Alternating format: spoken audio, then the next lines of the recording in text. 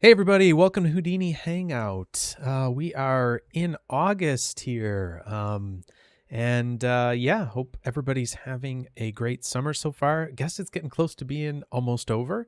Um, Sorry for being away for a couple of weeks here. Hello, Fotis and Scripty, welcome.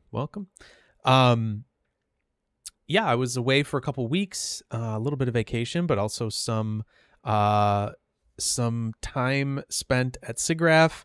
I got to volunteer a little bit there for the first time, which was a cool experience, getting to work with the electronic theater crew there, and making some kind of an interactive thing for the intro to the electronic theater, which was fun to work on, and it seemed like people liked it. So that was a really nice thing to be a part of, and so busy doing that. Spent a little bit of time in Colorado, traveling around, doing some things, and it was a fun time for me. And my wife went with me, and it was a lot of fun. Hello, how's it going, Zach? Welcome to the stream. I just have to mute some stuff here. Just forgetting how to do all of this, I guess. There we go. Cool. Oh, hey, Marcin, welcome. Either way, I guess welcome. Glad to have you with us for the first time. That's nice. Glad you could make it. Hello, cats, iCats. It should be well, anyways, the time off was nice, but feeling a little bit feeling a little bit out of things. So I wanted to make sure to be able to get a stream going tonight and get some Houdini stuff happening. Last week I also was a little busy. Had Mr.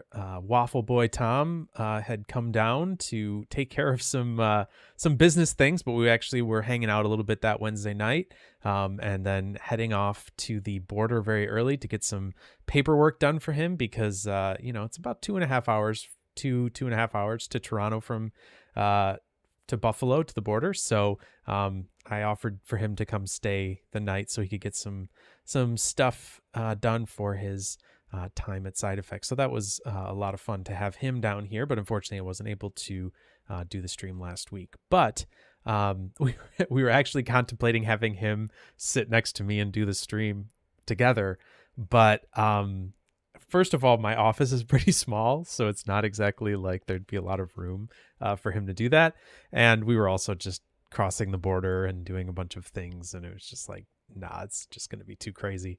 And we were up at 5 in the morning the next day anyways, so it was a little nuts. Anyways, so it's nice to be back. Hopefully everybody's enjoying working with Houdini 20.5. There's been quite a few daily builds are kind of been out for a bit now, but there's a lot of little bugs and tweaks and things like that are coming out in those, so definitely keep an eye on all of those. They're super helpful, especially kind of at the beginning of a new cycle, a new release cycle. And so there's lots of little hopefully helpful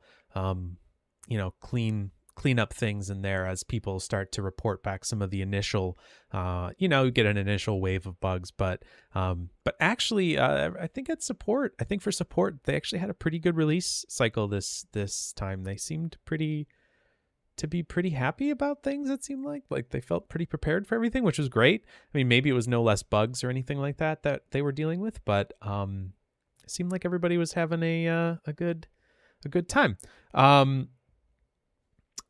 Scripty's asking, were there any Houdini centered advanced topics at SIGGRAPH? Well, SIGGRAPH was interesting. Unless you went to a talk that had AI in the title, at least from my experience, I didn't hear anything about AI and a ton about Houdini. So like every non-AI talk was like pretty much all Houdini. And so there are a lot of Houdini. Like even if I went to one where it was like, oh, maybe there will be some Houdini here, it was like always like, oh, I'm pleasantly surprised there's a lot more Houdini use here than I maybe would have expected. There were no side effect specific presentations, but there were obviously a lot of kind of associated conversations happening. One thing I would say is that there's always a lot of USD kind of talk, just because there's a lot of people that are using that now. So there's a lot of like birds of a feathers and things like that aren't recorded, that were very USD heavy. There was one presentation that Chris Rydalch gave, who's a side effects employee. He gave about like state of Solaris, kind of in the midst of a bunch of other USD kind of talks. So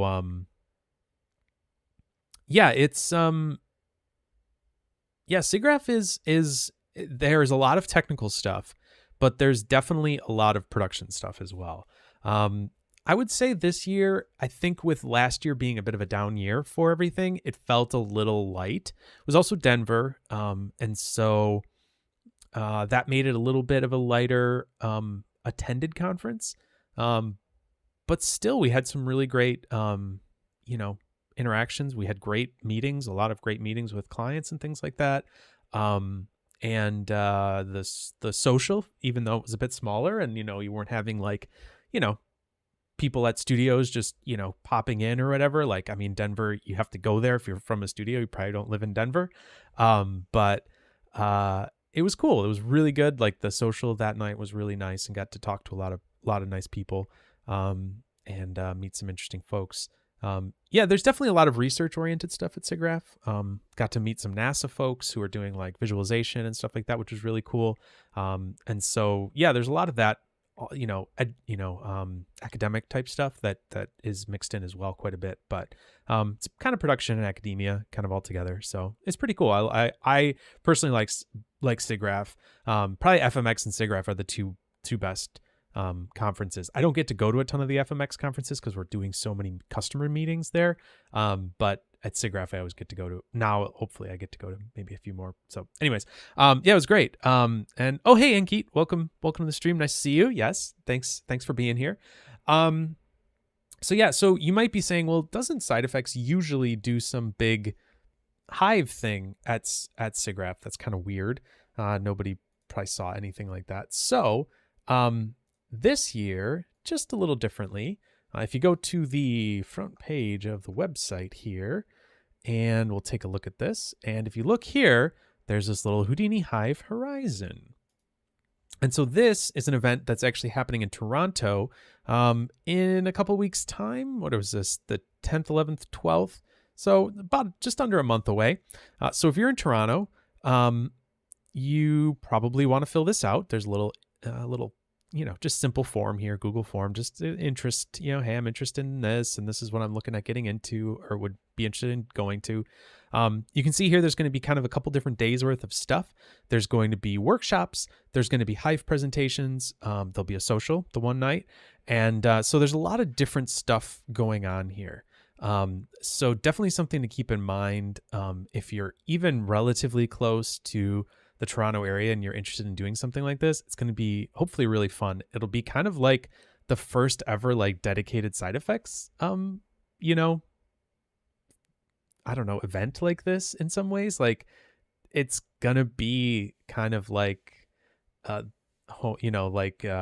fully Houdini kind of event. Should be really cool. And, I mean, for sure. Obviously, it'd be fun for it to happen in Europe. I mean, FMX, Hives and things like that happen in Europe. So that's, that would be something to check out as well, which are usually really good I think those are quite good. But these will all be recorded. All the Hive presentations will be recorded. Obviously, workshops, you can't really record those per se, in some ways, but, oh, cool. Oh, gotcha. You're at Breda. Oh, cool. That's awesome. I always like talking with Zoran and stuff like that when I see him at FMX. So he's a lot of fun to chat with. He's always a big supporter of our. Yeah, cool. EPC is pretty amazing. That's a great. It's a great event. I really hope I get to go one of these days. It just hasn't worked out timing wise, and really, our education team is starting to get a bit more, because that was really more of a marketing thing for a while, and then we're like, wait, this is at a school, we should probably go and see people and see how it's going. So I know our manager went last year, and so I'm guessing maybe a few of us will go from time to time. Maybe a couple of us will go, but anyways, so yeah, so if you're if you're in the Northeast at all, this is going to be a lot of fun. It's going to be really cool. Toronto's great. If you've never been to Toronto, it's super awesome. This event space at One King West is fantastic.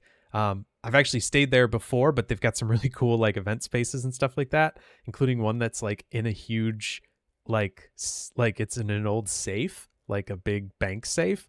So I'm kind of hoping some of the stuff's in there because it's really cool. It's like it's pretty neat. So anyways, and there's, I don't know if we're going to be doing anything at the office per se, but that is the office for where Side Effects is.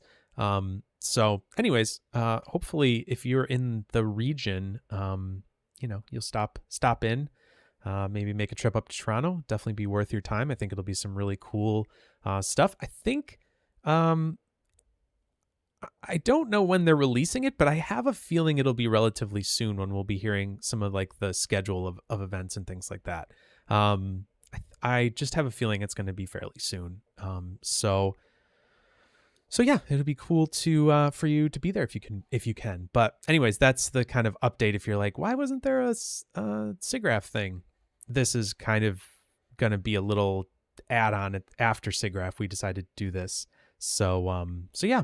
Anyways, oh, sorry, I'm not trying to make anybody jealous. I know. I would go regardless because I live pretty close to Toronto. I mean, I would make a few hour drive if I wasn't obligated to go anyways. But yeah, it is it will be a nice time, but certainly a lot of it'll be recorded and be online after the fact. So definitely, if you can't go, keep an eye out for that in the coming weeks after that anyways, and there'll be some really great presentations and things like that. So just something, for you to think about and for you to know about. And if you have anybody that you're like, oh, hey, you're in the area, you should go check this out. Always good to pass that along and let people know. Anyways, so yeah, so that's kind of what's up. Thanks everybody for coming out tonight anyways, and for downtown Toronto is really fun. Yeah, and Keith, Toronto's great. It's like a really cool city. It's kind of like a little bit more chill version of, like, in some ways like a chiller version of like New York or something. Like it's kind of like got that like feel where there's like a lot happening, but it's a little bit less crazy. You still get that big town feel, but not, quite so, it's quite such a madhouse. Lots of cool stuff always going on down there. I go up there for concerts, and if they don't stop in my area, I'll go up to Toronto for a good concert or jazz festival or something. There's a lot of good stuff up there. Anyways, so tonight, just to get myself a little bit back in the game here, I figured we'd do a little Q&A kind of thing, little rapid fire, whatever, if you've got questions or thoughts or anything like that, this would be the place to ask them. Like I said, it's been almost a month for me since I've sat and done one of these. So, I was definitely like this all day. I was like, man, I just really have to do something to kind of ease myself back into this. 'Cause it's like, I feel like I haven't done it in a while. But it should, if you have any thoughts or questions or anything like that about Houdini, about how to do things, about maybe a specific technique, about a new feature. I mean, I can't say that I'm going to know all the questions, but we can certainly poke around at stuff, play around with things. Happy to learn along with you. Certainly is not, this isn't, something where I have like a great, thing planned out or anything like that. Certainly going to get back into that in the coming weeks. But for right now, I figured we just kind of have a pretty chill night, just kind of do some stuff, see what we can get into, see what kind of stuff we can mess around with. And that's kind of the idea. So if you guys have questions or thoughts or anything like that, please feel free to drop them in the chat. I always, try to make that, comment up front that like, hey, if you have some sort of a thought or question or something, don't be afraid to ask it. This is certainly a very open place for Houdini questions. Like there is no dumb Houdini question here. Always happy to have anybody asking whatever, and happy to kind of play around and get into whatever we can. So, and if you just have like theoretical questions, you can ask those too. It doesn't have to be how do I do X, Y, or Z. But yeah, that certainly could be a good thing. Yeah, so I figured, so here they come. I figured the questions would be about Copernicus. So yeah, let's mess around with some stuff and see what we can get into. So yeah, so Zach's asking about the rasterize system in Copernicus. And yeah, let's definitely look at that a little bit. So let's switch over here to our Houdini session. Cool. Yeah, so he's asking about rasterized layer, rasterized geo, things like that. So one thing I can say right off the bat is I do know that the rasterized geometry is using the Vulkan kind of engine to take the geometry in the viewport and rasterize it into a 2D representation. From what I understand, that's the kind of the tech behind that. So let's just do this. We'll say cops rasterize, and then let's go in here and do a cop network. Oh wow, that's a major question. I'll have to take a look. We'll have to take a look at that in a second, and look at it. So definitely, I figured there'd be a. I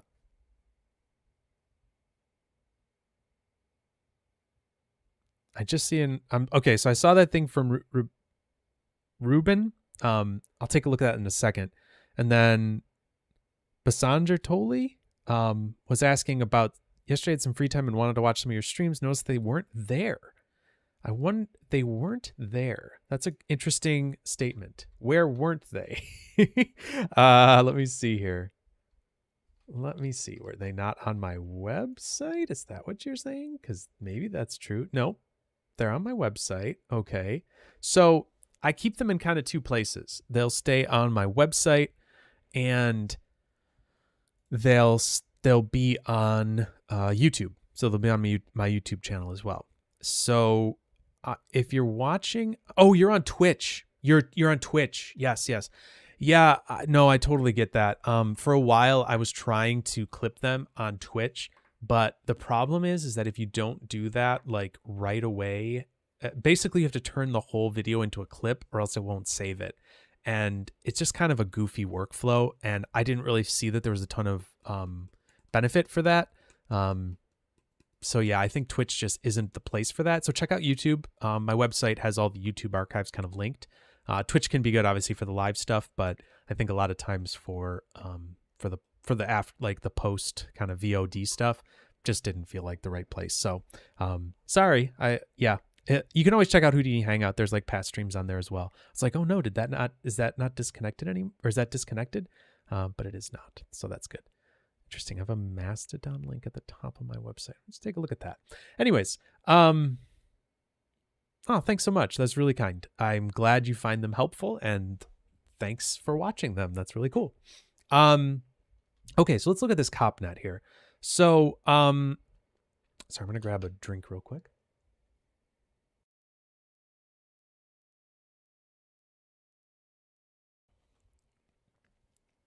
I always try to mute when I'm drinking because I know that really freaks some people out. It doesn't really bother me in any way, shape, or form, but I know that that's like a major trigger to some people.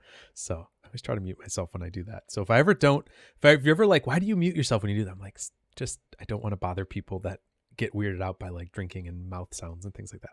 Anyways, oh, you know what? I wanted to add some geo here. So let's just do the capybara.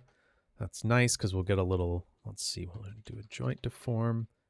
Just a reminder, joint deform is the modern kind of workflow here. The bone deform is like the older style of working. So just something to keep in mind. Okay. Let's see here. We've got Cappy. He's doing his thing. All right. So let's see here. So we've got rasterized geometry. And let's see. Is it SOP import? So we're going to do this here, blah, blah, blah. Yep. So I'm going to use an external SOP. We're going to grab this. And actually, I'm just going to say null. I'm just going to say out to cops. This, oh yeah.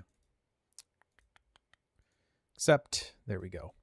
And so we should probably also grab a camera reference because you can see here that we've got him sort of in this weird position. We're only seeing his legs.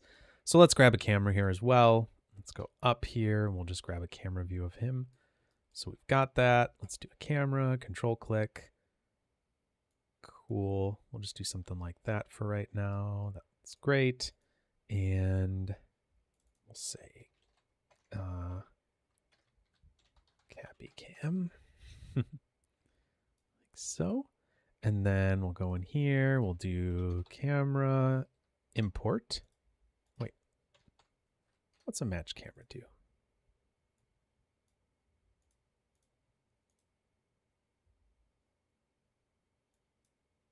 Huh. Interesting. Oh, I think that must do something different. Let's see here. So we're going to do camera, Cappy Cam. There we go. Cool. So now we got that camera importing. I'm also going to adjust that just so that it's got the right view. Let's just do a 2K square. There we go.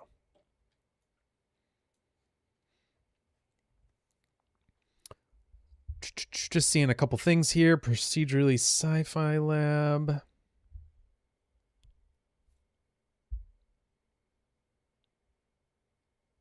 Quarters.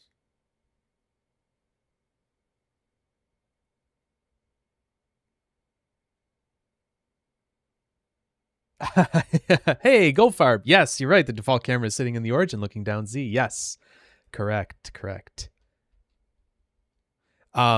Hi Goldfarb. How's it going, man?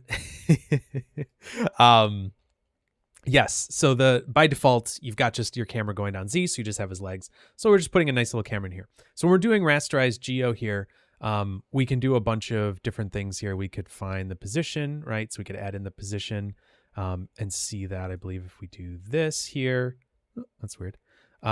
We can change what we're actually viewing here. So we can see the alpha. We can go to position. We could change maybe the depth here. Let's see here.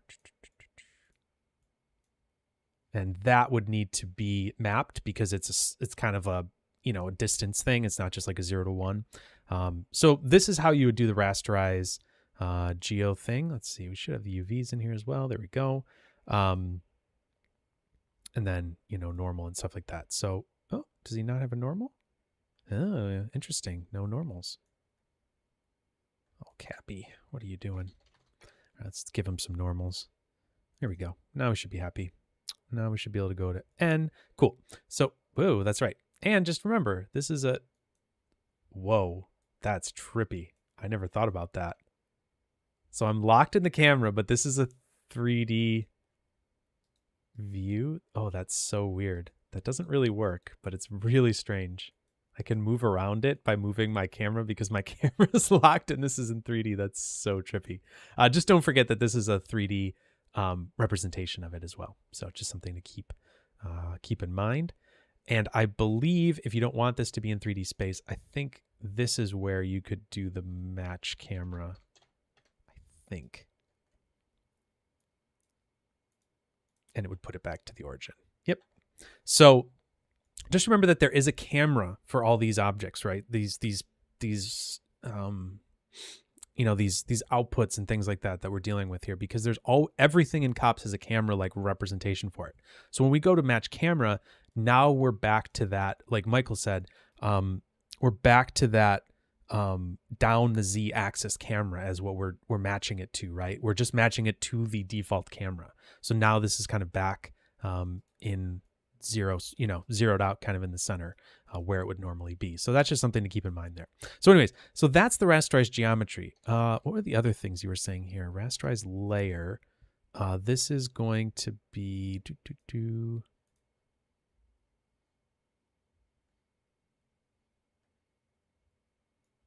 Yes. I think for rasterized layer, if I'm remembering correctly, let's take a look at this. Huh, that was weird.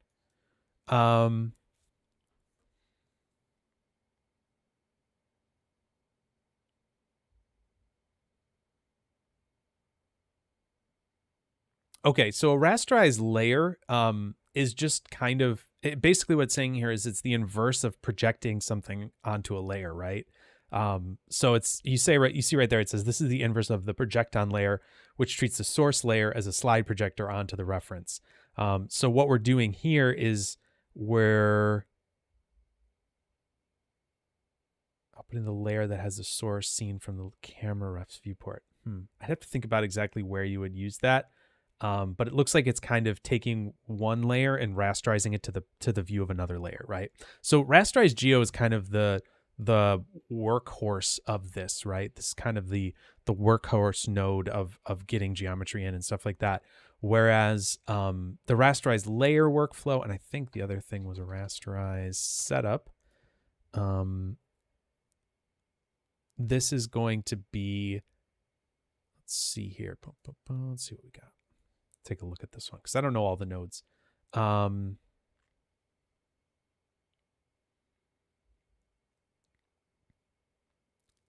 see.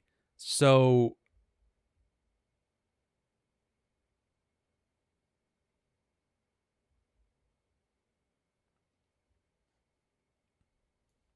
it looks like, let's just see something here. So it looks like it wants this. Yep. Okay. So a rasterized setup is a little different, and that's cool. This is what we get for playing around. So we can take this geometry and do some interesting things with it, right? So this setup is going to, allow us to actually, yep. So this is actually going to do some of those sort of setup steps that we might want to do there. So I don't know if this will actually, no, yep. So this is going to do that. It's going to give us our target sizes. We can scale it to fit. We can fit a depth here, add normals if needed. That's kind of cool. So really what we could actually do here is a lot of kind of setup steps. So there was, we're getting the depth and things like that. Now I'm curious what's going to happen here. Yep, it even looks like it's giving us a little bit of a better depth cue there because I think it's probably doing that. It's fitting it. Yep, so you can actually fit the depth, things like that. So there's some nice little added things that'll happen there. And it looks like we could possibly even pull out some more stuff like the original position and things like that. So this is sort of a way to, to get some preset looks for geometry if you don't have a specific camera view that you want to do. So so for this one, right, with this rasterized setup, you can either have it looking kind of straight down the axis that you were in before here, with the orientation being Y up, or you could do Z up and get kind of a top-down view of it if you're in this position space. But if you go into UV space, obviously that's going to get us into this unwrap mode, and then we can look at things like our normals across all of those. So now we have our unwrapped geometry and we can start working in that unwrapped UV space. So you can kind of get those two things either way. And if you think about this too, which is kind of interesting, you could go to the depth. And if we had fit depth, I was thinking that would show up that way, but maybe, maybe we need to just do this and do a mono and do depth, maybe. Yeah, interesting. Must not like that because we're not in this position space. Maybe what we would do is, okay, so maybe what we would do is this. We would do two of these. I'm just cooking here, just playing. See what happens here. We throw one of these in here in position space. We're going to look at this. Whoa. That is funky. This is crazy. I did not know it would do that. That's really nuts. Huh. Wow. This is trippy, man. Whew. That's weird. So let's do this. Got our fit depth here. Now what if we do this? Then look at our depth at this point. here? If we say depth. No. No. Anyways, so those are the two different things kind of that the setup will do. We'll just get rid of that. Didn't really seem to do anything. So that is that's kind of how these processes would work. Pretty interesting. And yeah, you can see the different maps and things like that are happening here. So yeah, there you go. That's what the rasterized stuff is. So hopefully that helps and is sort of interesting to see. We could also do this. And the only thing that's weird about this is it's going to put our geometry kind of into a different view, right, from that camera. So if you're doing it in UV space, you obviously don't need that. But if this was in, position or something like that, and we threw this over like that, yep, that's doing some weird stuff too. So we probably wouldn't want to use those two in conjunction. You really either want to use this rasterized setup after the import or use the camera import, one way or the other. So just something to keep in mind. And I'll see about this rasterized layer. I'm sure I'll find out what exactly that's best used for, but I think that's just like like an image projection type thing. Cool. Great. Awesome. Let's go back and take a look at some of this stuff that people dropped in here. Let's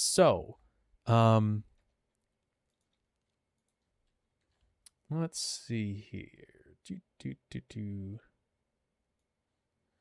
So this was what somebody put in the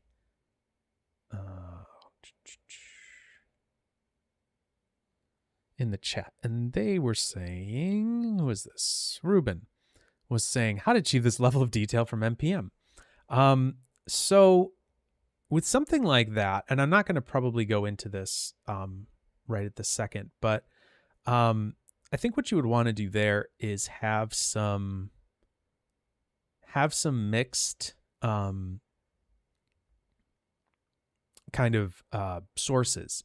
If you take a look at what was done, let's see here, Houdini content library, I think it would be in here. Let's look.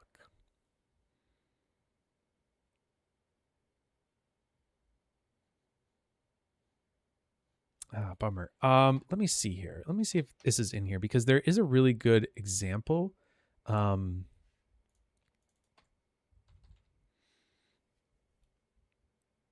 Yeah, it's probably this one. What they're doing there is basically, so this spinning tire, I'll let this, because it's probably a decent sized scene. What they're doing with that shoe there is, at least from my point of view, it looks like the ground is made up of two different types of material, right? And so they have a bunch of mud that's kind of scattered around, and then some thin little lines of water that are in there. And so this is really going to be pretty similar to, looks like Cappy's walking in the mud. It's going to be pretty similar to this type of a setup here, right? Where you've got chunks of fluid like water and you've got mud. And in this case, we're going to get different, different reactions to each of these materials as it goes through it. And so I'm pretty sure that is what you're seeing there. So just something to keep in mind, that's sort of the idea of doing something like that.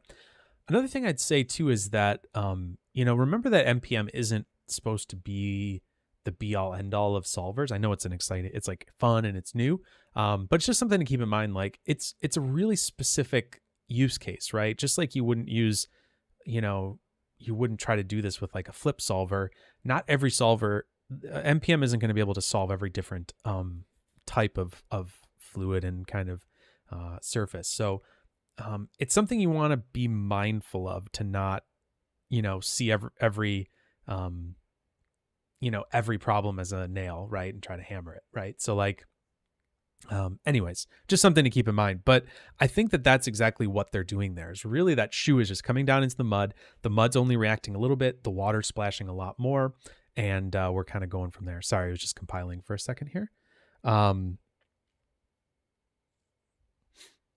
yeah, so now this will do its thing, kind of kick up the dirt and all that kind of stuff. And yeah, this is sort of, this setup is going to be the idea of how that would work. Let me turn this amount of RAM up here, or memory for a second. We can let that go. So one thing to keep in mind is that there is that kernel compile time because we're running this on the GPU. So just keep that in mind, that there is a startup time, startup cost evaluated, or, kind of associated with this. But if you look here at this setup, basically what we're doing is we're taking this box, we're getting a SDF from it. It looks like here. Let's see. This is our source SDF. We're doing some noise there and getting that difference between the two, right? So we've got this source, which is going to be the surface. Then we're going to this NPM source here. This is going to be our water. This source is going to turn into mud. And then we're giving, oh, that's interesting. He's putting a little bit of viscosity noise there, and then we're coloring it. And that's really what's happening here. There's not a ton going on other than that. And then, obviously down here, we've got the solver doing its thing. So that's sort of the bulk of how you would go about. Oh, there's a breakdown in the post. Oh, that's cool. I didn't see that. But yeah, that's, I think, the idea of what,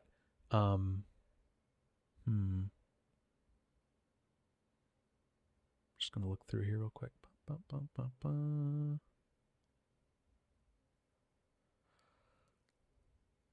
don't see it, but that's cool. If you find the link to it, if you find the link to it, put that in the chat or somewhere on the stream. But this is the idea here of like, multi. We'll just say npm multi source. I don't know. Cool. So yeah, so that's what that is, and that's, I think, how you would go about doing it. Click the arrow, LOL. Oh. Yeah, there it is. Well, that looks like flip, so that's interesting.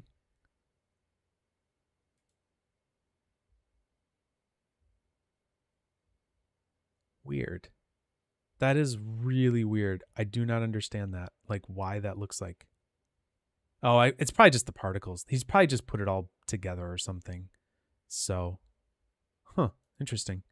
Yep, I'm still confident in that in my assessment, but I'd love to, if I'm proved wrong, I'd be interested to see how they did it. But yeah, it's a cool little spot, and that's definitely something that's like pretty reasonable to like do. Just having a shoe animate like that and messing around with stuff and seeing how it works. Yeah, definitely would be something to do. Cool. Yeah, it's a cool little thing there. Awesome. Well, thanks for the. Yeah. Meshing fluids is tricky, man. It's definitely not easy. There's actually going to be one of our interns right now in the education team is putting together a little NPM course. That'll be an intro to it. And I think he's going to go a little bit into the meshing workflow as well.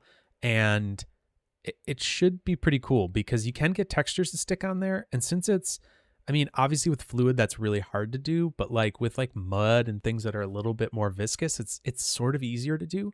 So he's going to get into that a little bit. And we were just talking about him trying to solve some of that today. So anyways, yeah, I think keep an eye on that. That'll be probably in a month or two, maybe it might be out publicly, I think, but should be a cool little course that he's putting together. And I think that will be it'll be a very introductory thing to get you up and running with NPM. So cool. Hey, Jamal, welcome. All right, let's see here. So Scripty was saying something about procedurally generated sci-fi lab, starting out with generating it using wave function collapse, sure, but I'm not getting the amount of control that I want. I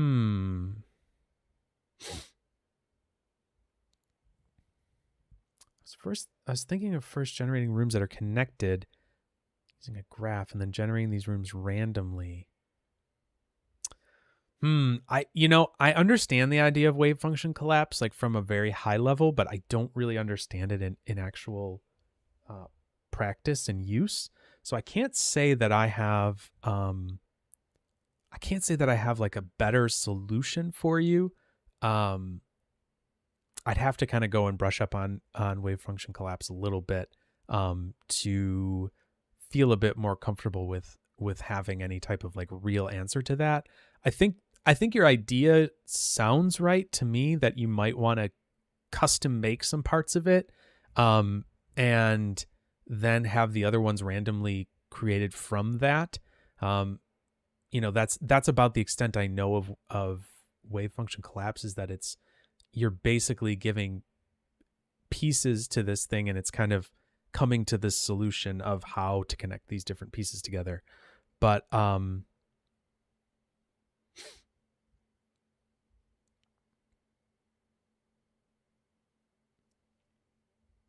do you think for rooms getting connected by corridors? I'd have to see your setup and see kind of exactly what it is. So I'm trying to think about what that would look like, and that like I said, I'm not super familiar with that, so I'd have to brush up on that a little bit to give you a decent answer on that. But I'd certainly be happy to chat about that on the server, like on the Discord server. If you threw in some stuff there, I'd be curious to take a look at what you're doing, and maybe I could give you some suggestions from there. Just probably would be a little bit more visual than being able to just type out what it is. But yeah, certainly feel free to do that over at the Discord server. That might be a better place to have that conversation. Not trying to brush you off. I'm also need to brush up on WFC anyways. So, but yeah, I'm curious about that. That sounds like an interesting problem. It's just really for me knowing like what exactly you like the graph system. Yeah, cool. Yeah, that'd be awesome. Just post it in there, and maybe some other people have some ideas as well. You know, on top of mine, because like I said, I'm certainly not a that's not kind of my world, is all the real-time stuff, but I do dabble a little.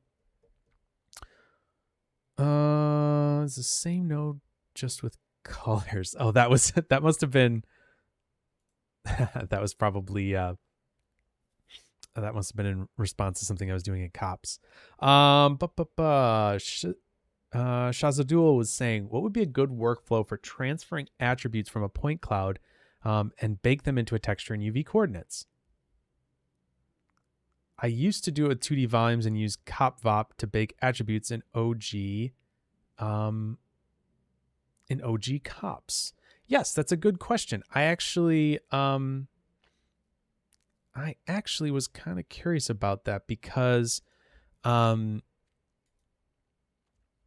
not sure exactly how that would work. So let's try something here. I'm going to do another geo node here. We're going to call this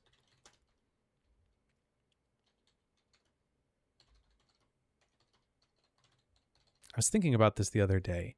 Like somebody asked a question like this, and let's grab somebody here. Maybe the pig head. Let's do a scatter on this. And so what we should have here, right, is we should have UVs on these points, which is good. It's good. That'll be in UV space. Then we should be able to move those there. And then the question is, like, what if we wanted to do, maybe we had some random attributes. So let's do an attribute adjust float. We'll get some attributes on here. Yeah, great. Nice to have you, Scripty. Glad you could make it for a little bit of it. Yeah, get some sleep. Hey, Bird, welcome. Welcome to the stream. All right, so let's do this. Let's do an attribute adjust float. And let's do this like with noise. We'll just visualize this. I guess we could do p-scale. That's fine. And let's do this with a different background, so maybe we can actually see that. Cool. All right, so they've got a bunch of different attributes there.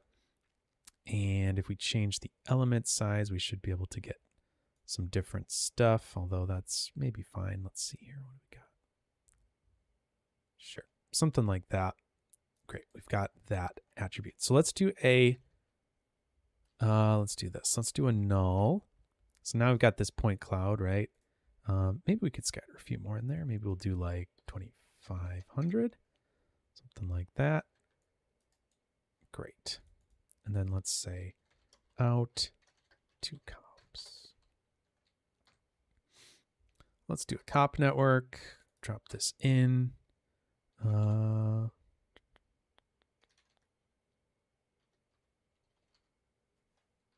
Yep, I think we're going to do this. Sub import.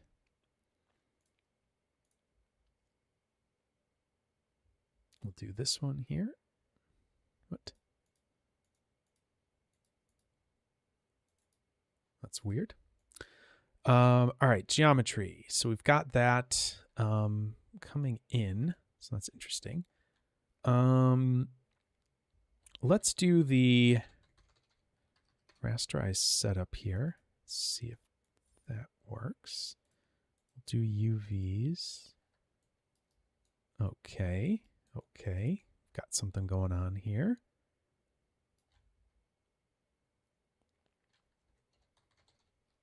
And then if we do a rasterized geometry,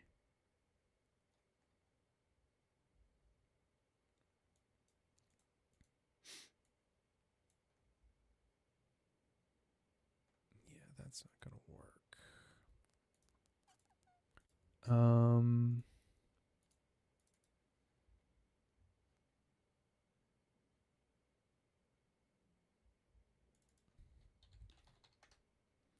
Okay. So that's not working. So let's see here.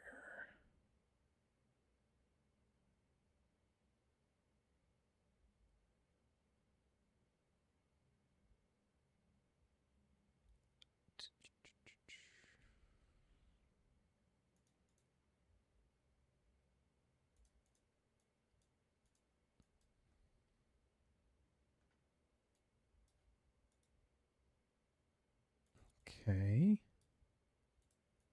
That's not working. All right. So we can obviously get these in and start manipulating them. That's interesting. The question is, how do we do that? Geometry to layer? No.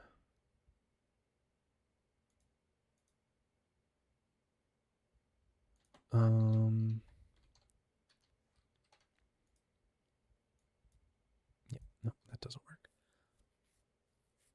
Yeah, I know that there's yeah, it thinks that I used to have Magic Bullet on here and it thinks it can find these, but I don't think it can. It's so funny. It's cool though that it does that. That's pretty wild. All right, let's see here.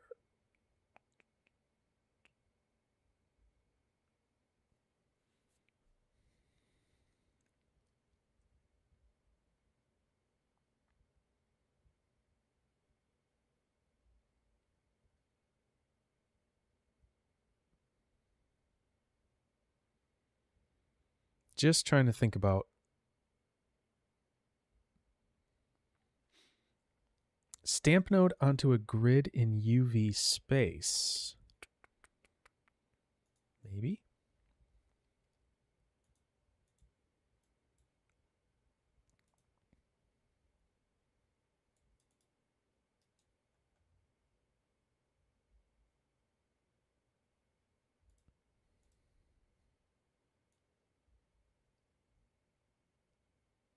Oh, that is interesting.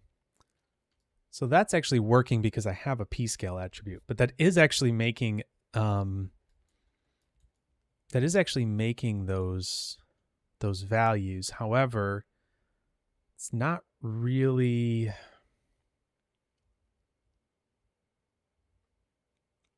doing what I was wanting it to do. Huh.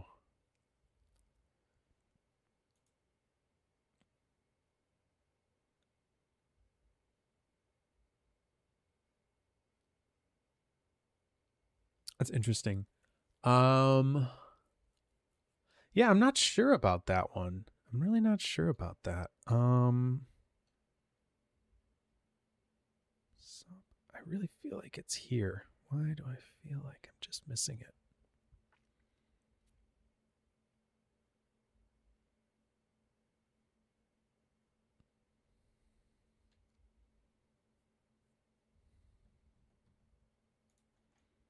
I don't think there's any other options here that I can think of. And this is not, it's just points. Yep.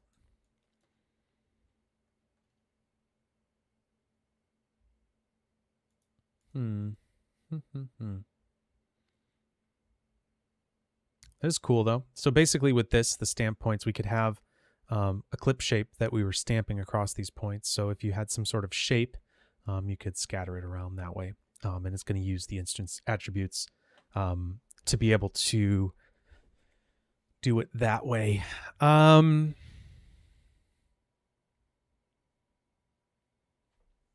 Yeah, maybe this isn't really what it's ready for yet. I am really surprised. I think there's got to be a way to do this. I wonder if this is something you'd have to actually do like an OpenCL an OpenCL node with, or a Wrangle or something like that. Just because it is a little different still. The other thing maybe though is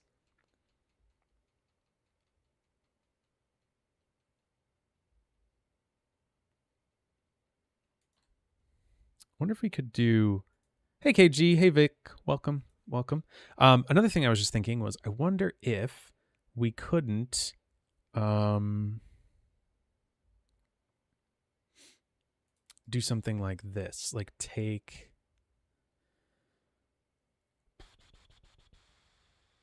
all right, let me do this. Let me do an point wrangle, and let's take the UV. So we'll say V at P equals V at UV. I think that should work, right? Yep, there we go. It's basically the same thing we just did.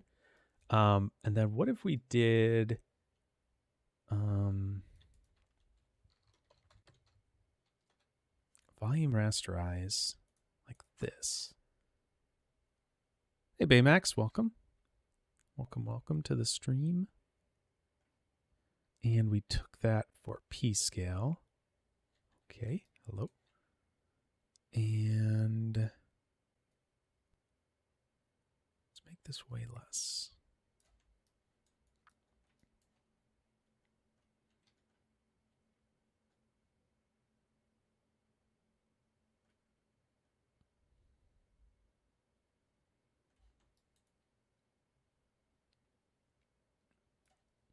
What's the resolution of that? I mean, it's something. Let's see.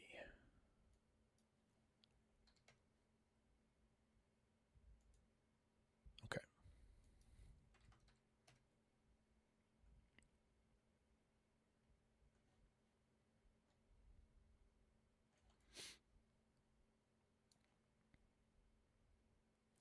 Let me just see here if how this comes in.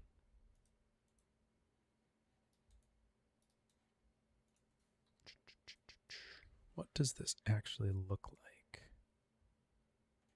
So this is a volume, and if we do a rasterized geometry here, what does this actually do? Yeah. Let's see. Geo to layer. Is that the one that's going to work?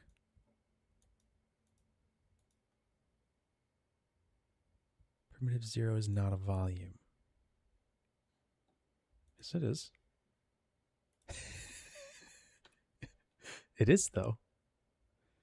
Does it want an actual volume and not a VDP?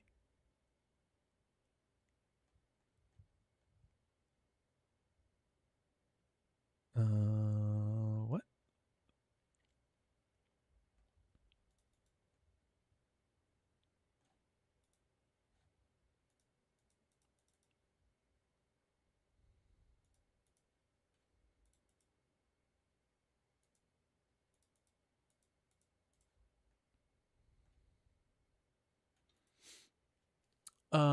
Interesting. That's interesting.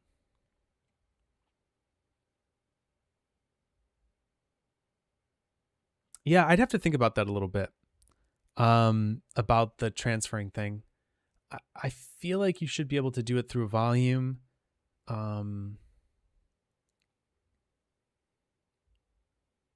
Maybe through a height map. I don't know. I'm a little surprised by that. I would think that would be more easily doable. Not sure the reason for that.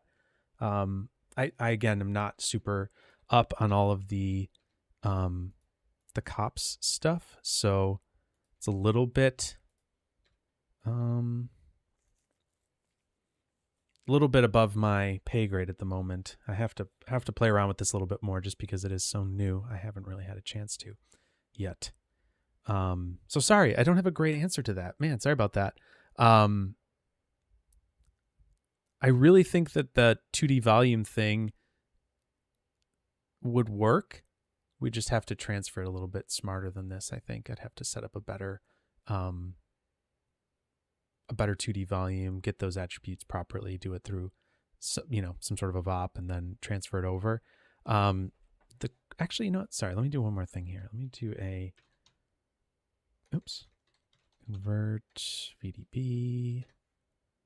Let's just see something here. Does it want it to actually be a volume? Geometry to layer. Oh, okay. So there we go. Can't be a VDB. Needs to be a volume. And then we've got this over here. Wow, look at that. We're getting somewhere. There we go.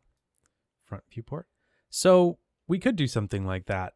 And we could, let's see here. What if instead of this, let's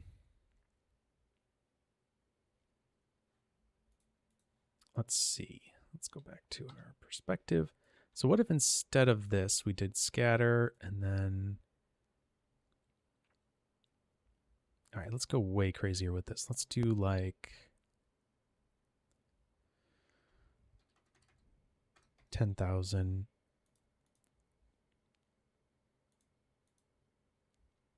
Let's do that. Convert it to a VDB.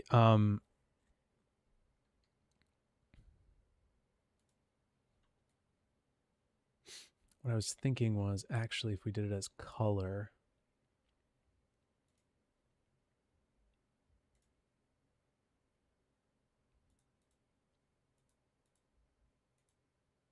All right, let's just do this. Let's just add a color, attributed just color to this. We'll randomly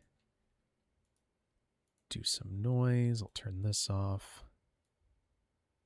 Turn it down like so, get some color on it. And then we'll do P scale and we'll do CD.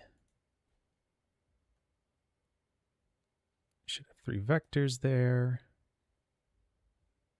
CDXYZ. And then over here,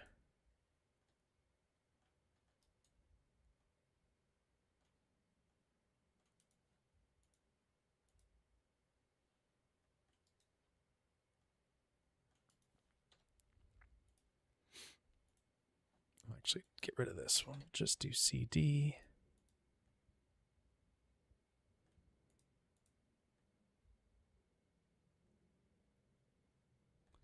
Z.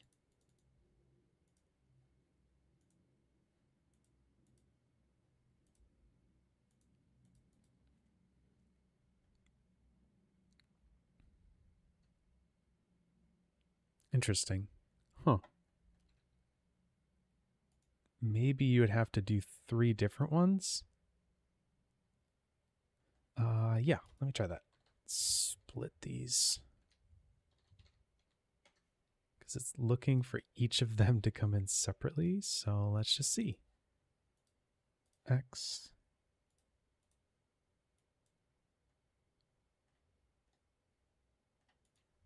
And then split again.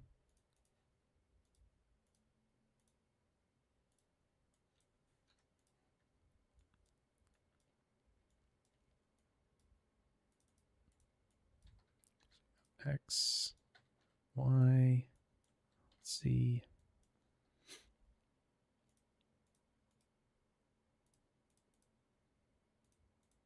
Okay, let's see. Let's see if this helps. So we'll say that out X.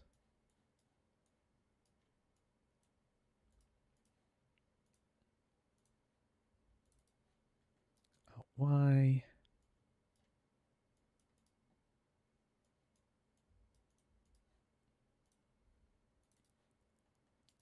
Obviously, this is a workflow that should, if this is the way it has to be done, that would be a little silly, but we might be able to do this here. Let's see here. Channels. Channel join. Yep. R G B. Hey, look at that. Got something going on here. Doesn't seem exactly right, but sort of doing it. I'd have to figure that out a little bit better. Maybe make this volume a little bit cleaner, because what it looks like I'm doing right now is just stupid anyways. It should probably be, probably a lot.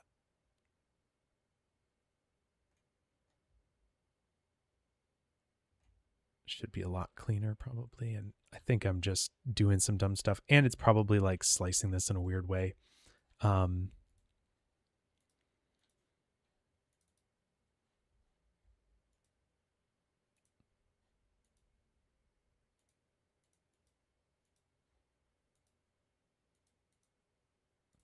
But it's doing something. Oh, you know what? It might be my resolution is possibly too low here. Let's just see. I'm just going to go back to my regular build mode here. Sorry. And let's see. Yeah, the resolution is quite small. So let's see here. We'll say 2K. See if that's any better. No. Anyways. Interesting. Yeah, there's definitely something going on there. I think we're getting closer to what it is, but I think you'd have to do something like that where you're basically stop importing and then doing a geode layer. And I think that is the workflow that would allow for it to, that would allow you to take the volumes and bring them in.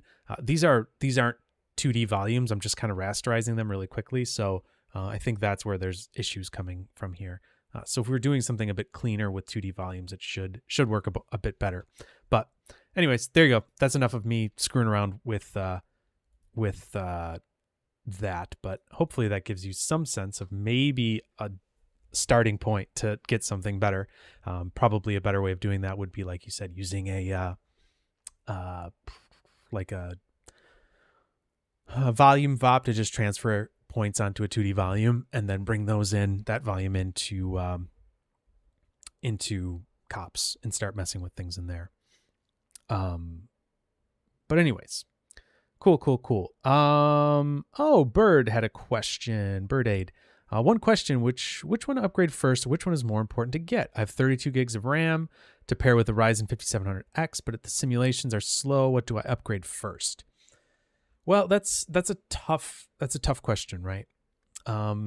So some simulations will be not heavily, but will be dependent on the graphics card. If they're an OpenCL, for example, NPM is all run on the GPU. So in that case, you could update your CPU, but if your GPU is lacking, then you're going to run into some performance issues. A 5700X is a great gaming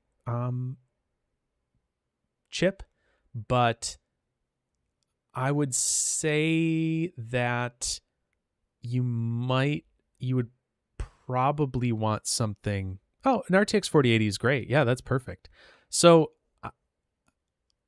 I think the answer I usually give people is like if you're in that, like the most people, if they're looking for a nice machine, will go to the Ryzen, like the 5950, right, in that range. So something like that would be an awesome upgrade if you were looking at upgrading something to have a bit snappier performance for your for Houdini and just things in general, right? Probably wouldn't see a huge difference in that for gaming, right? But for things that are multi-threaded, you would really see a huge improvement for that. Still is a good single threading performance, that type of a thing. The time where the RAM would really help is if you're running into like single frame limitations on storing your simulations into RAM. Now, hopefully you're not trying to do stuff that crazy. If you're still fairly new to things, or if you're still kind of getting into it, you're probably like, I would say 64 is a pretty solid spot to be for RAM. So if you're running out of RAM a lot during your simulations, boosting that up is always nice. I have 128 in mine, and it gives me a lot of headroom. personally, I want to go a little higher than the next one I build, but that's just because I'm a bit of a crazy person and just like to build computers and screw around and do things. That was the machine that I would use like at my last studio was very similar to the one I'm on now, except it had 256 gigs of RAM instead of 128. And I found it really super helpful, especially if you wanted to really push a simulation or do something crazy. We didn't have big render farms or server farms or anything like that to do simulations on or do anything like that. So it was really like my machine was, if it could, as long as I could do it on my machine, I was good. So that's for maybe really absurdly large scenes and things like that. So I think kind of your best bet is just kind of see what you can tolerate financially, right? Like what feels like it's too much or too little for you. Like if bumping your RAM up and bumping your processor up are like relatively the same price, probably your processor is going to be a lot more bang for your buck if you feel like things are going slow. If you feel like you're running out of RAM, that's kind of a different question. But I think a lot of times when people notice the slowness, that's probably something CPU related. So, you might want to look at the 5900 or the 5950 and see if either of those work for an upgrade on a budget side of things. Obviously those aren't, like I said, aren't going to be, for a lot of gaming rigs and things like that, aren't going to really be that aren't going to really do anything for you. But from a Houdini, from a DCC standpoint, from if you're doing motion graphic stuff, or if you're doing editing or things like that, you're going to see a difference definitely with those chips over that one. But yeah, that's my 2 cents. I'm happy to have, you can always ask those questions too over on the Discord as well. If you're like trying to decide between things, I'm happy to try to give my 2 cents on that. You're going to get a lot of different opinions. My opinions are my own, and I can't really, a lot of people have differing thoughts on those and which machines are better or worse and what's the best way to do things. So I'll do my best to give you my most reasonable response. But yeah, you're very welcome. You're very welcome. I mean, I literally just in the past week, I've been looking at doing an upgrade to my machine as well, but not an upgrade to this machine. I'm looking to build a new machine. My wife uses this one for work most days. So kind of would like my own workstation again. So we're kind of looking at that. But anyways, cool, great. If anybody else has any questions or thoughts or anything like that, happy to get into them. Happy to take a look at maybe what you're thinking about. Whether you have questions about Houdini or questions about workflows or computers or whatever, happy to have all those conversations. I am a bit of a computer gearhead, so I do always like those as well. But yeah. So if you guys have any questions, please feel free to drop them in the chat. Always, there is no dumb questions here. As you've seen, I'm just poking around in Cops and trying to figure things out on the fly. So yeah. Oh, great. Link for the Discord. You can go to HoudiniHangout.com to get the Discord server invite. And there's other things there. Usually I try to have like some sort of a rough idea of when I'm planning to stream on there. Also, you can get past streams and links. If you found me through Twitch and you want to watch on YouTube or vice versa, you can find links to either one there. So it is really interesting. Like I do this on Twitch and YouTube, and like I normally have like I've been trying to change up a little bit of how I've got my things going. And right now I can see that I have like way more people on YouTube than I do on Twitch. So it's kind of funny. Like, I mean, not that I would stop on one versus the other, but I think people have told me that the lag on YouTube is a lot better than on Twitch. So, whatever floats your boat. I like YouTube better anyways too, but I know some of the younger generation likes their Twitch. So, whatever. I'm here for everybody. So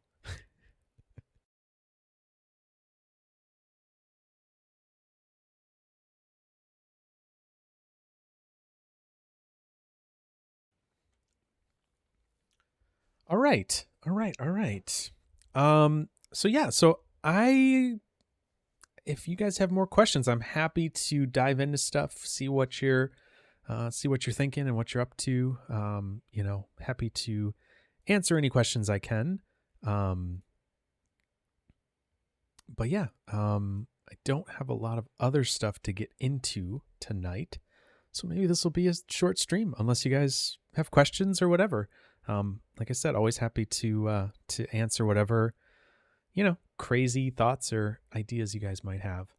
Another thing I should say is that if you... Oh, you know what? I just had an interesting idea. Okay, hold on. Just had an idea on this one. So please feel free, drop things into the chat if you have ideas. I'm very curious to hear everyone's thoughts about things. Let's try something here. So we have our P scale. We have it going into... I don't understand. What is that? What is that? Where's that coming from? That UV space is so weird. There's like this weird little like nonsense UV space. What is that? Okay, so let's do this. Let's do a sub import. But let's do this.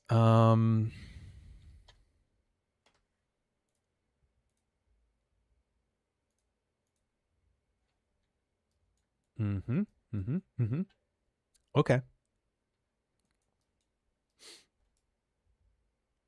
Okay. We got something happening here. So I think this actually might work. So okay. What I was not happy about was that we had we didn't have triangulated geometry. That was what it wasn't happy about. So if we took a point cloud and did this to it, then triangulate it, we should still have our attributes here, which we do. We still have our P scale. And we should be able to bring this into the CopNet. So let's try this. So let's see here.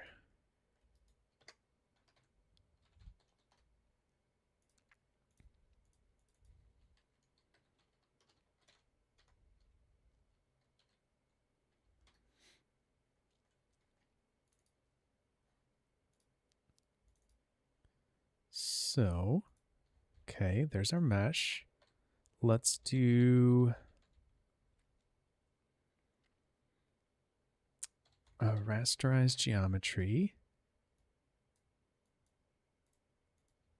And what we want to do here is get P scale, and that should be a mono.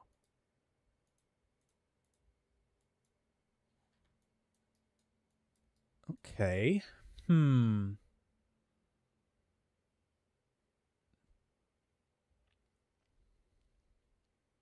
It's not great. It's not great. But it's something. It's certainly something.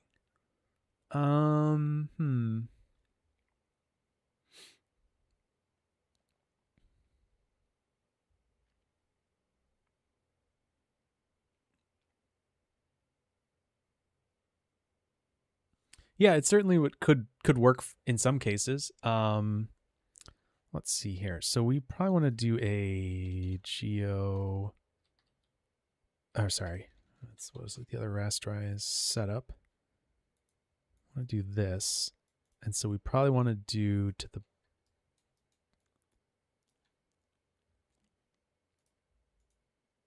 There we go. That's what we want. Set this into its UV space, and then that way we're just working on that like so. And yeah, I mean, technically that's working. It's not perfect. Might want to do some sort of like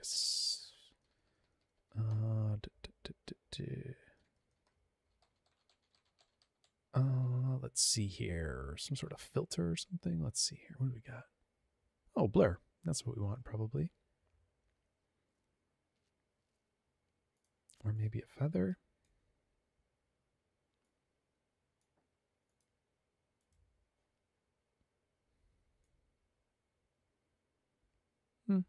No, not a feather.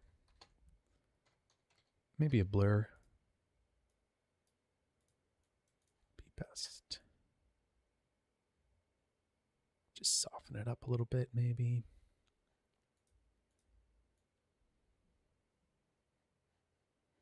Anyways,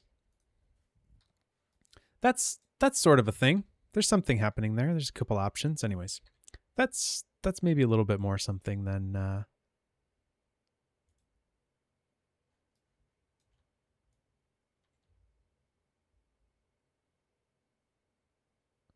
oh, interesting.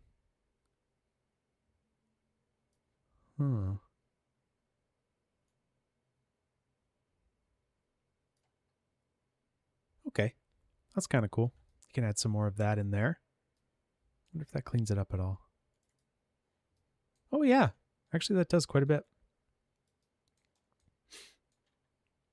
Well, hey, it's not perfect, but it's something.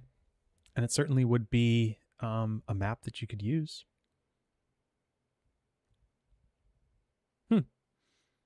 Interesting. Well, there we go. That's something maybe a little bit better way of bringing this stuff in and out.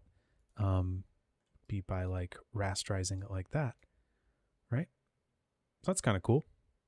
Going from points to a mesh. And obviously if we did this even higher, like a really dense point cloud, we would get a, denser mesh, and then go from there. Yep. Interesting. Okay. Anyways, that's something. It's a little better. Yeah, it works. Kind of cool. Okay. Let's see. What's Victor was saying something. I've been trying to flip simulations lately, even with different viscosities and density. The liquid gets very mixed up. Is there a clever trick to make them separate faster when the liquid settles? Huh. Been trying flip simulations lately, even with different viscosities and densities. I'm guessing you mean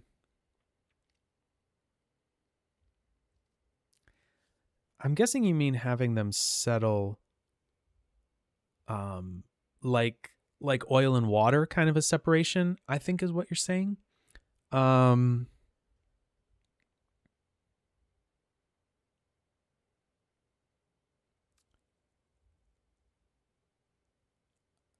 Personally, if I'm just thinking about this, what I would maybe say, if you wanted them to separate, like if you're doing it in like a container or something like that, right? And you wanted the densities to kind of, okay, there you go. Yep. So if you wanted the densities to kind of settle more quickly, I think the thing that I always, personally, when I first started doing simulation stuff, I would always get hung up on, this has to be physically correct and on some level, right? Like I get stuck in this mindset of like, I have to do this the physically correct way. This has to be like, I put in the density and it does the right thing. But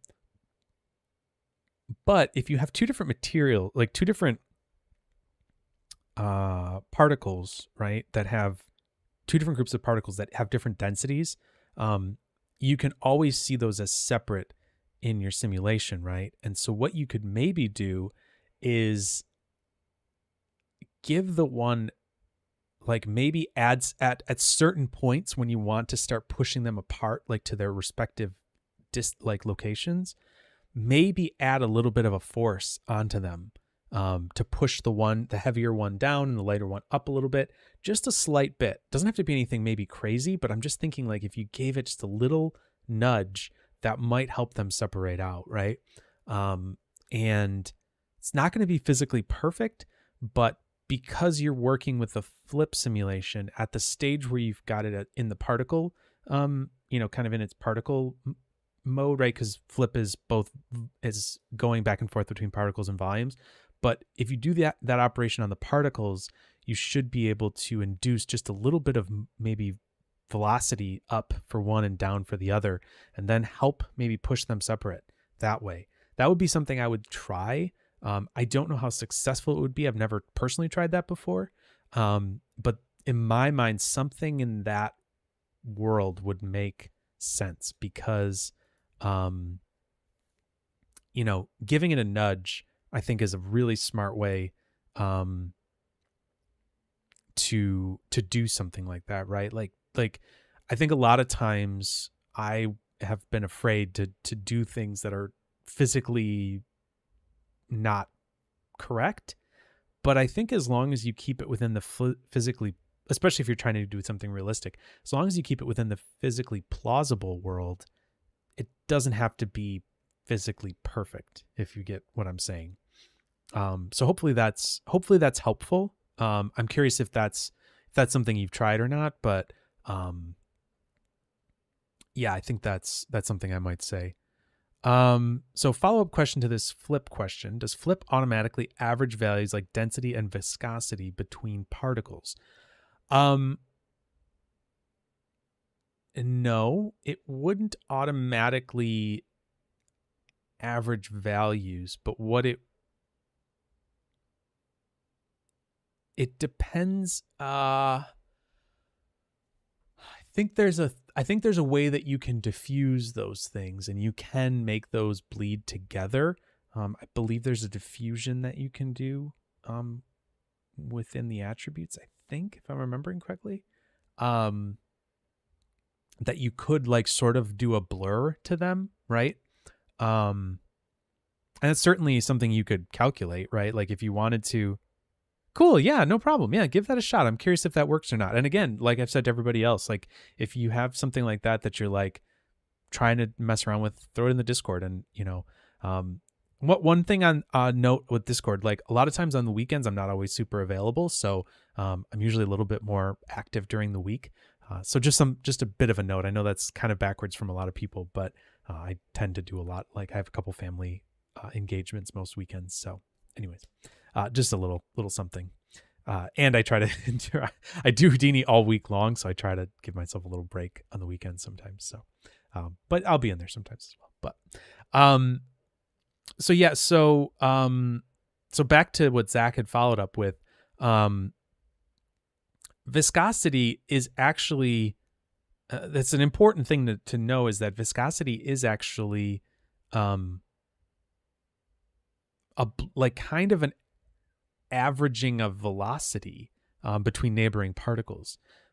So when you turn viscosity up, what you're doing is telling you're telling the like particles in a certain distance around it, like the particle that it's calculating for, to take that all into consideration, right? Like you're basically creating a more uniform flow of velocities. And so it's kind of doing that averaging step. So, doing it with viscosity does make sense as well. Like to diffuse viscosity from an attribute standpoint makes sense as well. But just remember that when you're doing that to viscosity, that's then doing that to velocity. So there's some, follow along things with that or whatever, but just something to keep in mind. And it's a good thing to kind of frame in your mind from that standpoint of like how viscosity works as well. But yeah, those are certainly interesting questions. I haven't personally, it was interesting. Like when I first started doing Houdini, there was a ton of like fluid stuff that I was doing. And, just over the years, it's just kind of ebbed and flowed into different places, maybe doing more volume stuff and then cloth and then just, random different things that would come and go. It's been, I can't remember the last time I did that obviously I haven't worked in production a little bit, but I'm just trying to think of the last time I did any actual flip stuff in production. Oh no, I did. I actually did a whole piece with a fluid, like an industrial condenser, and they wanted to see what it would look like inside of it with like water flowing, but also with like water dripping, condensing and dripping off of these pipes, and that's how the whole cooler chiller thing works. And so that was probably the last time I did flip. So it actually was fairly recent, but it's interesting. It's just, you never know what you're going to get into in that world. But flip was kind of the first thing that I kind of messed around with in the simulation world back in the real flow days, way back. But anyways,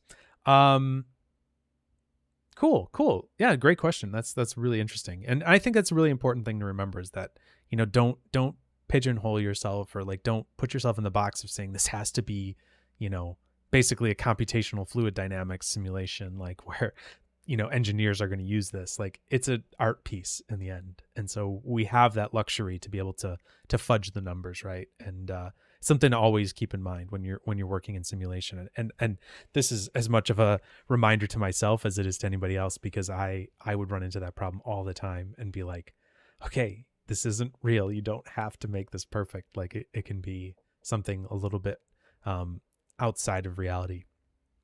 And I think when you do start to play around with reality a little bit, that's when a lot of the most successful simulations work, especially in the advertising world, I would say, where you're not trying to do like a film thing. You know, you're not trying to make Pandora, right? You're not trying to make a planet. You're trying to, you know, make a shoe look cool or something. You know, I always think of shoes because that's kind of where a lot of the cinema to Houdini stuff started. So anyways. But yeah, great questions. Very fun. Yeah, any other thoughts or questions there?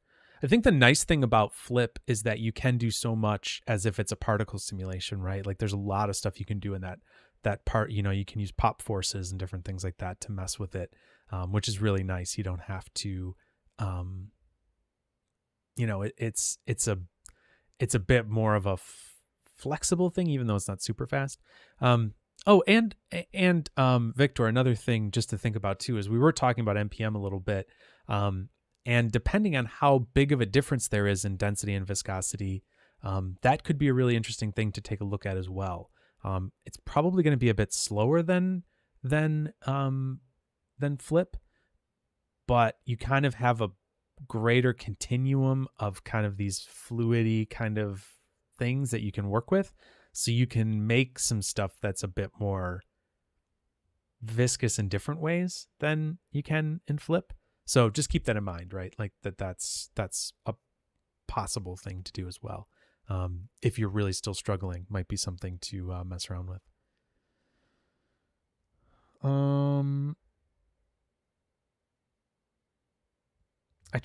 Zach, all right. I tried doing multiple Vellum streams into one solver, like a soft body sphere with hair into grains using Vellum pack. After the sim, my hair and grains had attribute like mask for my soft body. Did I do that wrong? Or is that just what happens? So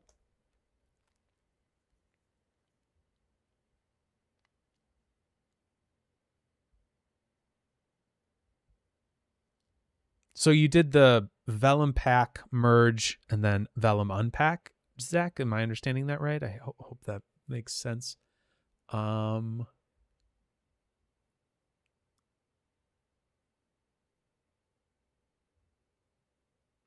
Yeah, maybe that's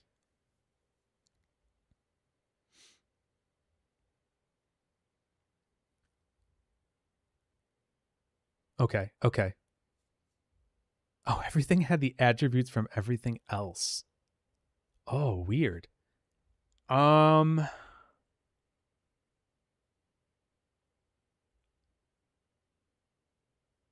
I kind of wonder in that case if you had well, let's just try it real quick, because that's nothing too crazy.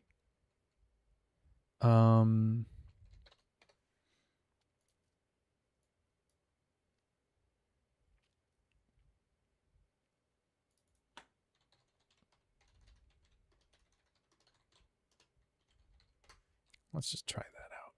So, okay, can you go away, please? Thank you.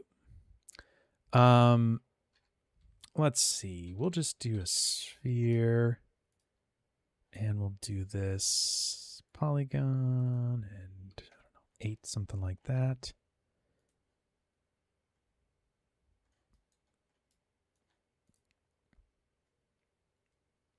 And let's do Vellum.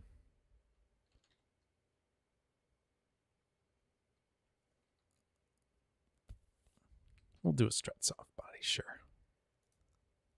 Okay, and then we'll do a Vellum solver. I'm just going to kind of do these one at a time. Okay.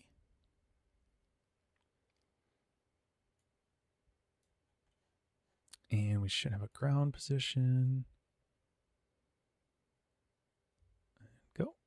Okay. Got our little soft body there. And then maybe let's do...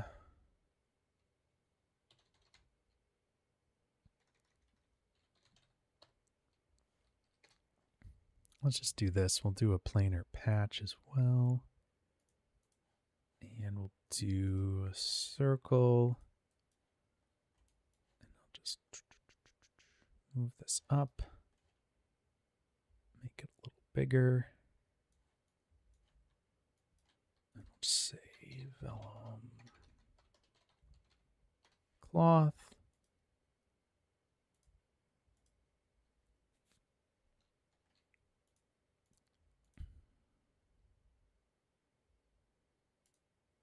Okay, and then let's just do this. We'll do a box down on the match size.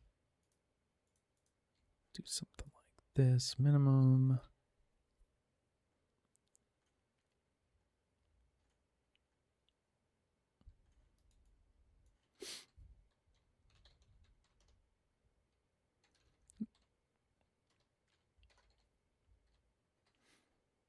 Okay, so this is the grains. Points from volume.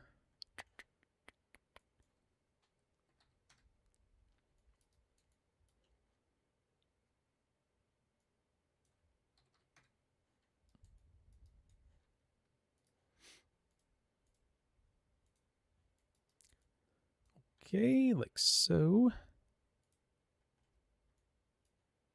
Cool. All right, let's try that. Let's just do Vellum pack. Do a couple of those.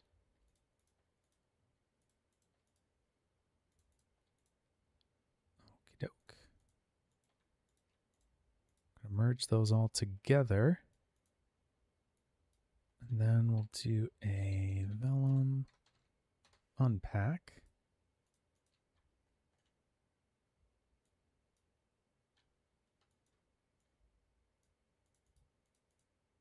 Just kind of doing this quick just to see what we come up with here. Maybe a couple more particles there. Doesn't feel like it's enough. And maybe I'll make those a little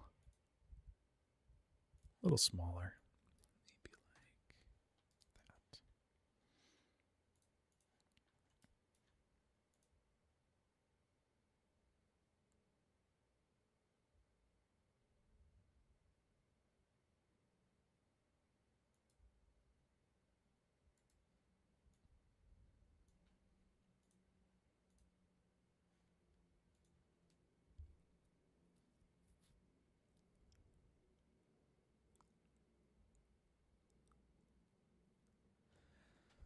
So it looks like that's working.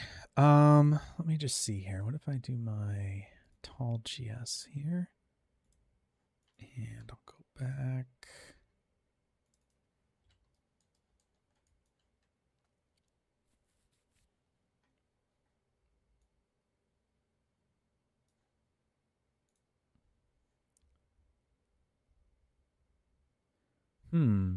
It seems like we're okay here.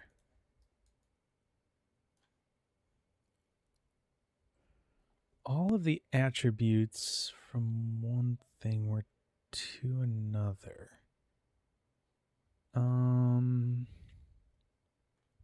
Well, let's try something here. Let me add some color in here just to kind of see some things.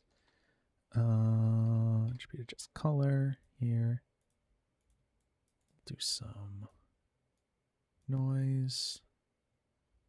Let's make this a little different. And then let's just make sure that this is something too. We'll do like plasma.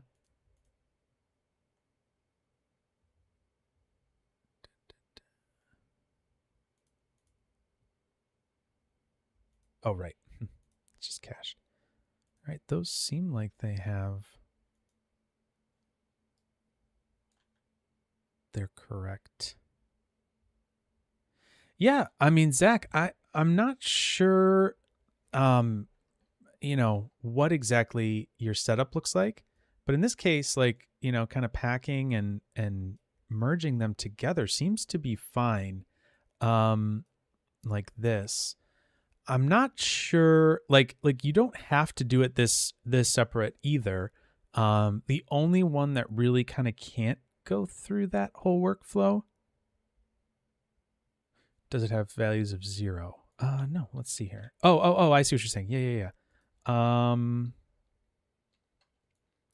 It looks like it has color values of 1 because that's the default, I'm guessing. Let's see here. Can I do a blast? So I don't have to search through here.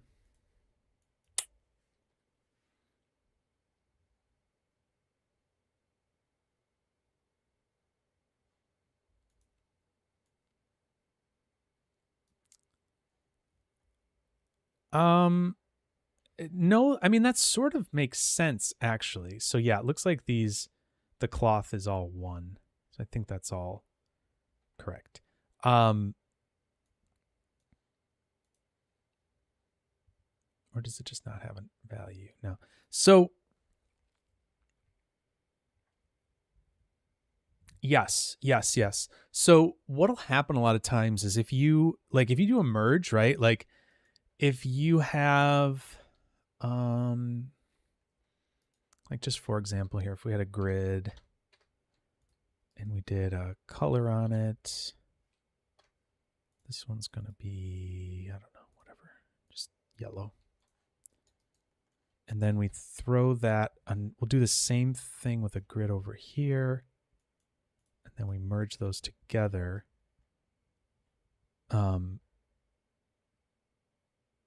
Color, it's saying, is going to probably do something weird. And so, sure enough, the colors are initialized to 1. Now, in some cases, the default value will be 0, right? And so if you have an attribute that isn't, if you want it to be something else, like the value to be something else, you need to kind of set that up ahead of time, because there are defaults that they'll initialize to. And usually in custom attribute cases, I think it would be 0 in a lot of cases. So if you were trying to use that attribute somehow and you wanted it to not exist, you kind of can't do that. It has to have some value for the attribute. It can't just not have an attribute. I think the only way you could do that is if it was a string attribute and the string was just empty. I think it can do that. That's actually interesting. Let me just see if that's true. Attribute create. Let's see. We'll do a point. We'll do a string, and we'll just say test.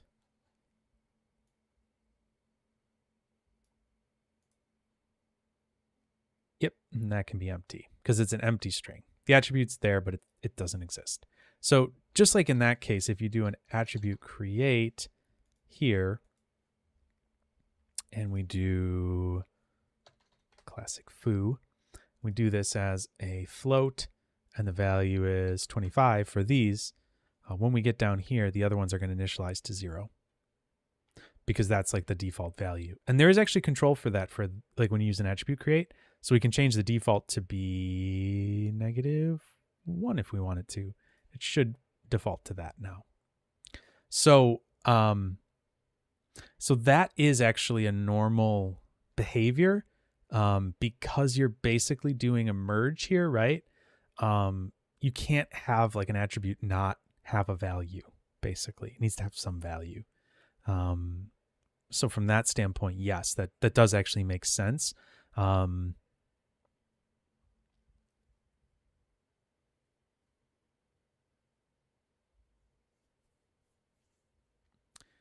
Yeah, I think if you were doing attribute deletes to clean things up, yeah, that's probably smart. I mean, the other thing to do would be if you got rid of the attribute on one of the streams, if you didn't want it to go through that merge, to delete it before it came into the Vellum setup is probably better, because then none of them will have it and you don't have to worry about that. So that might be a cleaner way of doing it. But yeah, sometimes attribute deletes are necessary. I mean, I wouldn't say that I can think of like a best practice in that case. It's kind of a whatever works for you best. But yeah, that is definitely I would say an expected, way that would work. So I see. Yeah. So you're using the attribute to drive the Vellum sim. Yeah. So another thing you might like, I guess that's probably then what you were, so, okay, if you had stiffness, you probably didn't, like, was that affecting the other stuff? Is that what was happening? Like the stiffness, like because it was then set to 0, that was affecting it, like when it came to the solver or something? 'Cause it shouldn't really affect it. But if you're doing some sort of calculation here that was using data from multiple streams, and that could, like, if you're doing something inside of here, that could cause an issue, right? So you would need to, you could run into some problems there. I could see that. And then in those cases, like, I'm not sure if that's exactly what but I'll just mention this. Like, a lot of times if I'm doing something in here and I want to do like a pop, let's just say I was doing a wrangle and I wanted to have the force here. One really important to do here would be to grab,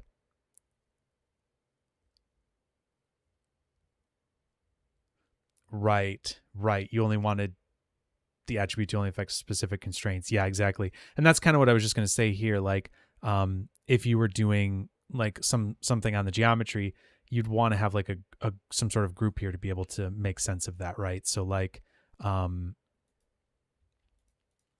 I see, can we do star? Is that going to give us our groups back?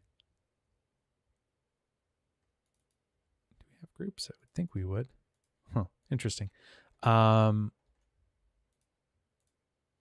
Let's see here.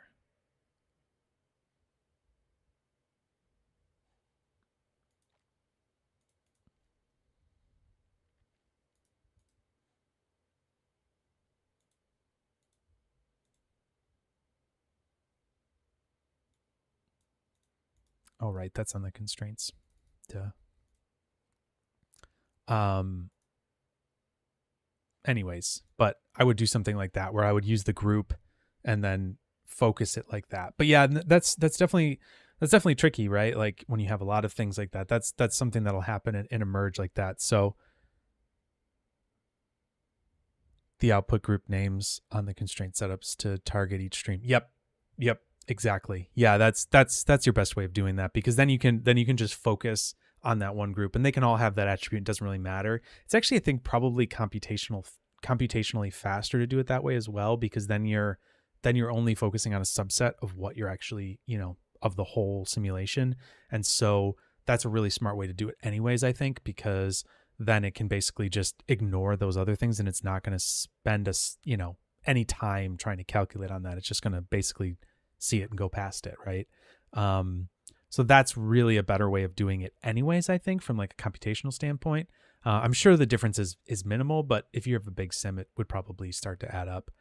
So yeah, no, I think that's fine, but it definitely is a good thing to keep in mind that when you do a merge like that, and you're dealing with a lot of attributes and different values and things like that, if you have to really kind of think about how that flow is going, right? So that you don't, have attributes that are all of a sudden now there that could be affecting something that's happening within your simulation. That's definitely a great point. So yeah, very, very interesting thought there. But yeah, no, I think you're doing it. Sounds right. I mean, certainly always happy to give you a hand if you, need anything further. But yeah, that sounds like you're on the right path there. I think sometimes it's just, yeah, you've got a bunch of different attributes and you're kind of messing around with them and stuff like that. Yeah, of course, man. Yeah, no problem. That's what we're here for. Chat about stuff, talk about things. Yeah. Always happy to. Cool. Very good.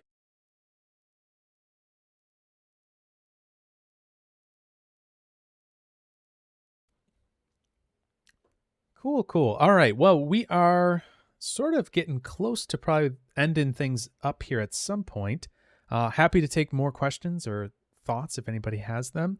I know we're getting, things looks like it's slowing down a little bit here, which is fine.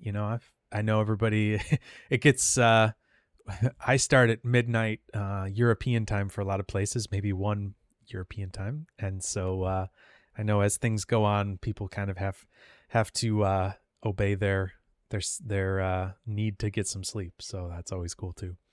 But yeah, if you guys are interested in joining the Discord server, I was talking about that a little bit before. You can go to Houdini Hangout. There's an invite on there. Actually, I was just looking at that. Getting up, I think, oh yeah, look at that. We just crossed 800 members. So that's kind of cool. Getting close to 1,000. That's pretty neat. Kind of always fun to see some of those little random milestones that don't really mean much really in the scheme of things, but fun. Cool. Well, I guess I'll say that if you have any last final questions, please feel free to drop them in the chat. If you guys have any thoughts about future streams that you'd like to see, put those in the Discord server under the suggestions. I'll kind of dive back into those. I think there was a few that got added recently, so I'm going to dive back into those and take a look at them, see what people are interested in learning about. Honestly, if you have a suggestion that, like, a lot of people will put in like things that they've seen online that they're interested in learning how to do, that's cool. I mean, I can't always do it, but sometimes I'll try. But maybe if you're just curious about a certain new technique or a new like concept or something, like hey, I'd love to learn about tops or something like that, or hey, how can we, what about this? Like, could we learn how to, could we play around with doing this on a stream? Like, that's also a pretty good suggestion too, like to do something like that. As long as they're fairly specific, or like a little specific, like, hey, I'd like to learn how to make mud in NPM or something. You know what I mean? Something like that. I know probably there's a lot of those types of things, but it's always good to have like, have an idea of what people are curious about, and what they're interested in learning. So, so feel free to, drop in a suggestion there. You can always add comments and say, oh, I'm really interested in this too. There's like a little upvote on there too to like click on. So, I look at those sometimes and see if people have upvoted them. But anyways, all right, cool. Well, I think we're going to start wrapping things up here since it doesn't look like anybody has any further questions. So we'll, I think, start wrapping things up here. And next week I will be planning to do something a bit more normal, as far as like do some sort of technique or get into something like that. So I would expect something a bit more normal next week. And then from there, we'll see what goes on, see what happens. There'll probably be I have a couple things coming up, like the Toronto visit that I'll be out of town for. But maybe for that, we could do something special for that, since I'll be up actually with people that know how to use Houdini really well. So maybe we'll have some maybe I'm gonna cook something special up for that. We'll see. That could be really fun. But yeah, that's it for today. And we'll say thanks to everybody for joining. Thank you for the questions and for the comments and all that kind of stuff. Always love chatting about Houdini. And we're gonna get back in the swing of things. Start things up. I'm sure as kind of the summer starts to wane a little bit here, we'll maybe get a little bit more momentum going into the fall, when people are kind of not traveling as much and kind of back to the normal 9 to 5 grind, back to school, back to all those types of things. So anyways, thank you all so much for joining, for watching. Always great to hear from you, and looking forward to getting back into things and having a bit of a streak here to get back streaming again. So thanks to everybody, and we will see you all next week. Thanks so much. See you then. Bye, everybody.